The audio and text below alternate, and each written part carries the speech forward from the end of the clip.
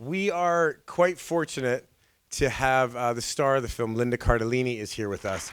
And she's going to come on down and talk my ear off, I'm assuming. Well, because I had been working since I was probably since I started. Yeah. And going into ER and doing that for so long, I wanted to take a break and then have something that I felt really passionate about and was waiting for the right thing. And I was in New York thinking about maybe doing theater or I didn't know what would come next. And I got the script and I met with Liza the next day. She was a very generous person and she is a very generous person. And she had a really interesting take on a person coming home from being at war.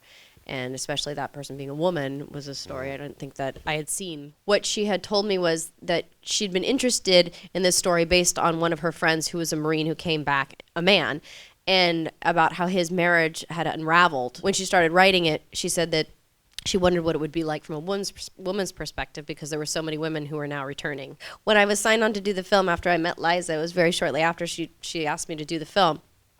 And we had trouble getting the money for the film, like a lot of small independent films do. And it took about a year.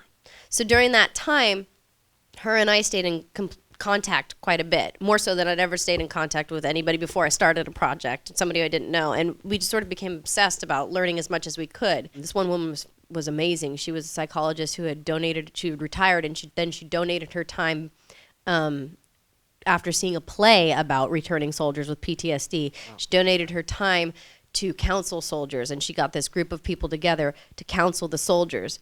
And then in turn, one thing that she had said was they in turn needed a group to counsel them afterwards because the stories were very hard to take. Certain staff members, during the nomination process, we spend basically the weekend at Film Independent, and there's 5 of us, and there's confidentiality agreements, and we're in our pajamas, and we just order food all weekend long, and the board keeps calling us daily, hourly, with the nominations as they come in. And no one knows that we have a past and that we were together.